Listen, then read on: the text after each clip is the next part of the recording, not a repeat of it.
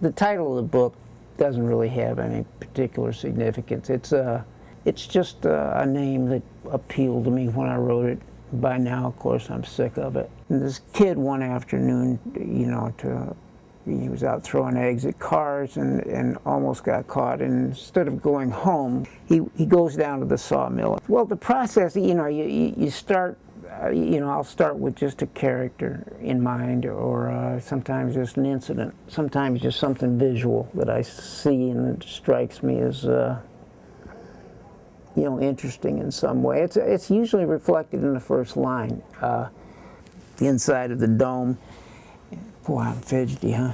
My books are always pretty visual, I think. They're drawn, but they're not, it's kind of funny, they're not visual in the sense that I'm telling you what color anybody's hair is or how big they are, or particularly what they look like, unless it has something to do specifically with the story. There's a repo man that shows up in it who's covered with hair, and we go into quite a bit of detail about how much hair is on his hands and his fingers and his arms.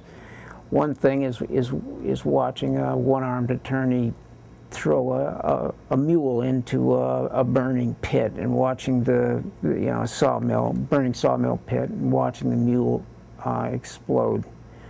Yeah, the novel's autobiographical. It's not, but it is a novel. It's not in any sense the word a memoir or an autobiography. It's but the incidents, most of them are pretty much as they happened. I mean, but once again, they're not exactly as they happened. So it's important to keep that, to me it's important to keep that line clean, that nothing here should be taken as the truth. I hear people say they just love to write, and I've never met anybody that said that could do it.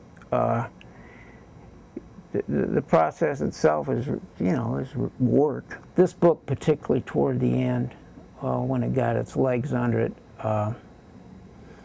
I have to say I was looking forward to going in the morning and working on it,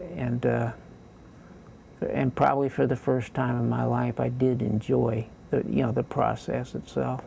I try to always start these things with a kind of a simple declarative. What question am I answering? Jesus Christ, this thing. My process is you just start with a single thing and let you follow it. The important things are you go in the morning and you're conscious of whose point of view you're in. You're conscious of what that person sees and how it looks to him.